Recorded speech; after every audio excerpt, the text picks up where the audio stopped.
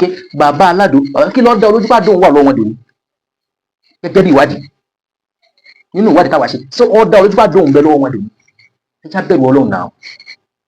ẹ wá àwòrán tí ń bẹ lókè yẹn nígbà tí àwọn kan ṣe àmì ní péjì tí ó ń gbé àwòrán yìí jáde wàláhì ìbànújẹ́ ńlá ló jẹ́ fún mi pé ṣé kìí ṣe páwọn kèfèrí gan ti gba ìjà yìí jà mọ́ wa lọ́wọ́ ṣé kìí ṣe bẹ́ẹ̀ torí mùsùlùmí kan ìrọ̀pọ̀ lè gbélé ìjáde Ọlọ́run yá ayyuhal ladhina amanu èyí tẹ́ gbọ́ lóhun ọba gbọ́ la yaskhar qawmun min qawmin Ọlọ́run kí ìjọ kan má fi ìjọ kan ṣe yẹ̀yẹ́ kẹ́nìkan má fẹ́ nìkan ṣe yẹ̀yẹ́ lẹ́yìn tán láàrin wa asa an yakuna khayran minhum Ọlọ́run ó ṣeé ṣe ó ṣe pé ẹni tẹ́yìn tí ń ṣe yẹ̀yẹ́ yìí gan ó lóore jùlọ lọ́dọ̀ Ọlọ́run Ọlọ́run wala nisa'u min nisa'in Ọlọ́run kóbìnrin kan má kóbìnrin kan ṣe yẹ̀yẹ́ o tó wọ́n sì pé ọ̀dọ̀ obìnrin yẹ̀yẹ́ pọ̀ sí àmọ́ lásìkò ọ̀dọ̀ wọn àǹfààní yẹ̀yẹ́ pọ̀ sí yẹ̀yẹ́ pọ̀ sọ́dọ̀ wọn gan Ọlọ́run asa an yakuna khayran minhunna Ọlọ́run ó ṣeé ṣe kó ṣe wípé obìnrin tẹ́yìn tí ń ṣe yẹ̀yẹ́ yìí ó lóore lọ́dọ̀ Ọlọ́run ju ọ́ tó ń ṣe yẹ̀yẹ́ lọ Ọlọ́run wala talmizu anfusakum Ọlọ́run ẹ má búra yín ẹ má búra yín ọ̀rọ̀ tó wà lẹ́yìn yóò fi ébù ẹ̀yìn àfáwọn ọ̀rọ̀ tó wà lẹ́yìn yóò fi ébù àlàyé ló gbà ẹ má kọlu personality ara yín ẹ treat issues tó wà nílẹ̀ ẹ personality ilẹ̀ pé ẹ wá subhanallah Ọlọ́run bí ìsàlẹ̀ ẹ̀sìn wàlá tanabbazu la ilaha illa Muhammad sallam bal alqab Ọlọ́run alákọ̀ọ́bù burúkú Ọlọ́run alàjẹ́ burúkú Ọlọ́run ẹ má fúnra yín òde yẹn àfáàlú wa kù sí lónìí ẹ̀yin lẹ mọ̀ àdó kí tó yẹn náà wọ́n ní wọ́n tún pọ́n àdó bàbá aládó àdó ṣá gbogbo ẹ̀ ó sàn níbẹ̀ tí ń tò lọ bàbá oníkó dẹ bàbá onígẹ̀rẹ́ kan Ọlọ́run ló wọn ò fẹ́ bẹ́ẹ̀ o Ọlọ́run ló wọn ò fẹ́ bẹ́ẹ̀ o wala tanabbazu bil alqab ẹ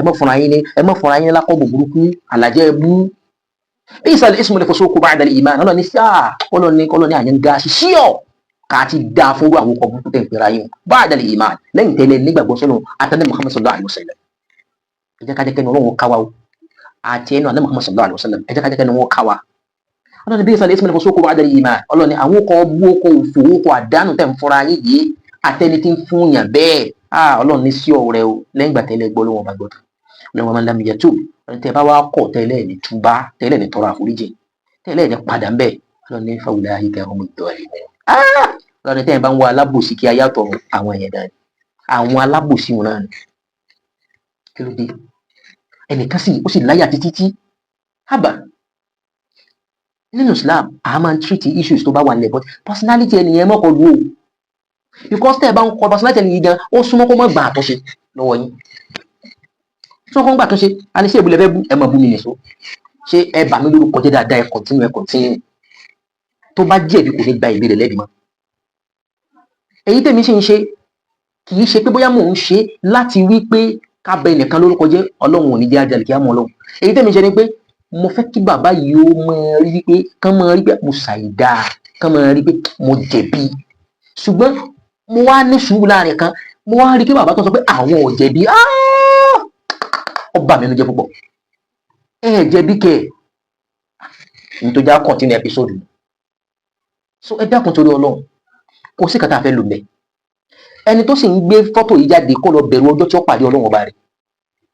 kọ́ńgírẹ́ tí ọjọ́ ìṣirò ọjọ́ tó ṣe pé ẹnìkan ò ní ní kápá la tamliku nafsun li nafsin shay'an wal amru yawma idhin lillah kó rántí ọjọ́ tó ṣe pé kíni ẹnìkan ò ní ní kápá lórí ẹnìkan níjọ́ náà ẹnìkan ò ní ní kápá ọjọ́ náà lọ́wọ́ lẹ́yìn Ọlọ́run nìkan kó rántí ọjọ́ náà tó ṣe pé àfáà tó fẹ́ mọ defend yóò wà láàyè tiẹ̀ lọ́tọ̀ yóò mọ sàkáǹtì tiẹ̀ ìwọ náà sàkáǹtì tiẹ̀ mọ́ torí ẹnìkan sórí ibú gbogbo ẹ̀yin tẹ́ sí mọ́ ń ṣí àtẹ́ mọ́ ẹ̀dìtì tẹ́ ń fọwọ́ yín ẹ̀dìtì Ọlọ́run ní wala tulqu bi aydikum ila ta'aluka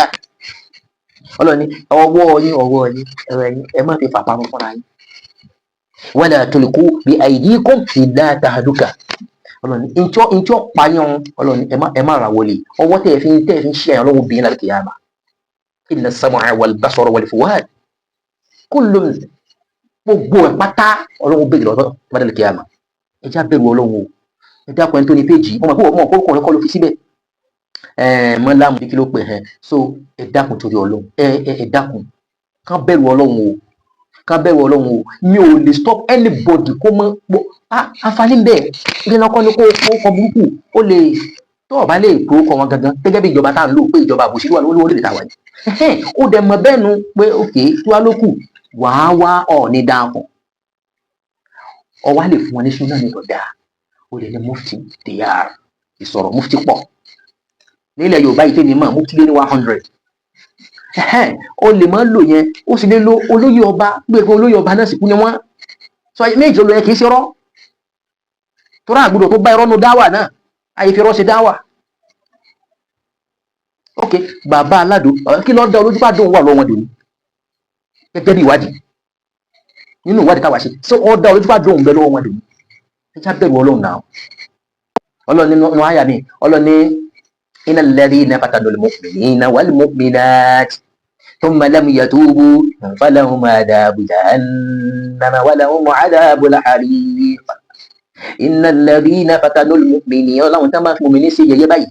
innal ladhina fatanul mu'minina mọ́tò ní péjì yìí Ọlọ́run bá ní gbogbo yìí tẹ́ ń fìtínà mùmìnì ó wal mu'minati àtọkùnrin àtobìnrin wa thumma lam yatubu ọ̀wá túbá ọ̀tọ́rọ̀ àforíjìn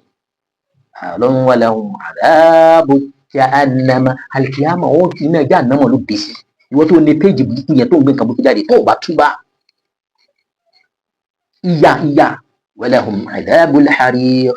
adhabul hariq ìyà tó àfà buhaya ìgbóná ìyà burúkú bọ̀ wà bọ́ láyé àti lálẹ́ kìyàmà tó bá jáwọ́ mbẹ́ sọ ẹ lọ jáwọ́ mbẹ́ já bẹ̀rù Ọlọ́run ẹ já bẹ̀rù Ọlọ́run gbogbo tó ń ṣí àrẹ mọ́ ṣí àǹkà burúkú ẹ bá kódà tó bá ṣeéṣe tẹ́ni ọba túbá á padà wá sórí ẹ tí ọba túbá á tọpa sórí péjì inshallah gbogbo ẹ tẹ́sí ń pé bàbá ló kọ burúkú wallahi lọ lè túbá Al-Qur'ani ti bẹ́yìn náà wí Ọlọ́ni wala tanabazu bil alqabi súná burúkú ẹ má pa fúnra yín àfa aládùú bàbá aládùú àtàwọn ọkọ búmi náà ilé ọmọ ẹ ti máa ń pè é Ọlọ́ni ẹ má fúnra yín lákọ́ burúkú nítorí orúkọ tó ní nǹkan ò pé lọ́nà bí sàlẹ̀ èsì mọ́lẹ̀ fọ́sọ́ okùnfà ọlọ́pọ̀ ká ti dá àkókò burúkú tẹ̀ ń pera yín ká ti yẹ sí ọ̀ ẹ dákun torí Ọlọ́run fọba tó ní yín bẹ̀yìn mi ò ní kí ẹ mọ́ sòdodo ṣùgbọ́n olódodo kì í dé ìlú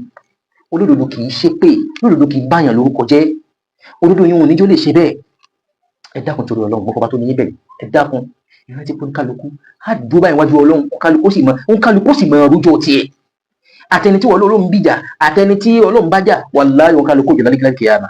wala taziru waziratun wizra ukhra ẹnìkan ò sì ní gbé ẹrù ẹnìkan lálẹ́ kìyàmà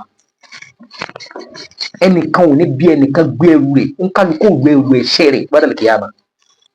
wọ́n torí àfa kan wọ́n torí pé wọ́n fẹ́ fún ọ ní bí wọ́n promise rẹ ní hajj bí wọ́n promise rẹ ní umura bí wọ́n promise rẹ lówó àbí kankan gbogbo promise tàṣẹ wọn pápátá mímú sẹ̀rẹ̀ ọwọ́ Ọlọ́run bá ló wà ṣíṣe rẹ̀ ọwọ́ Ọlọ́run bá ló wà kí wọ́n gan wá dọ̀hún kó padà wá ọwọ́ Ọlọ́run bá ló wà kó dé kó wúlò fún ọwọ́ Ọlọ́run ló wà kó dọ̀hún kó lọ́n gbaṣẹ́ rẹ̀ ọwọ́ Ọlọ́run ló wà gbogbo la ilaha illallah so mi ní sọ̀tù báyẹn lọ àmọ́ ẹ dákun torí Ọlọ́run ẹ bá ń bá péjì yẹn sọ ẹ comment ohun tó ń ṣe yìí ìbínú Ọlọ́run ọba ní wá o ṣùgbọ́n tẹ bá ròdòdò ẹ ṣí ẹ tẹ bá ròdòdò tó jẹ́ rí tó jálàyé kọ́rọ̀ lè kí ẹni gẹ̀dú lè mẹ̀bí ọ̀dá ẹ̀mí lójú wípé olóyè ọba ló lẹ̀bi ọ̀rọ̀ ọ̀dá ẹ̀mí lójú bẹ́ẹ̀ mi ò tí ì rí nǹkan tó dánù wọn lọ́wọ́ tí n bá rí àbá kí la fẹ́ gbà ń bẹ̀ nígbà tá a ti bẹ̀rẹ̀ kí la gbà ń bẹ̀ lẹ́yìn wẹ́dọ̀n àtàdúà kò jù bẹ́ẹ̀ lọ ẹ̀san ayé nǹkan ẹ̀san àlìkìyámọ̀ wọn lọ́jọ́ àwa lójú wal akhiratu khayrun wa abqa inna hadha lafi suhufil ula suhufi Ibrahima wa Musa سبحانك اللهم وبحمدك اشهد ان لا اله الا انت استغفرك واتوب اليك سبحان ربك رب العزه عما يصفون والسلام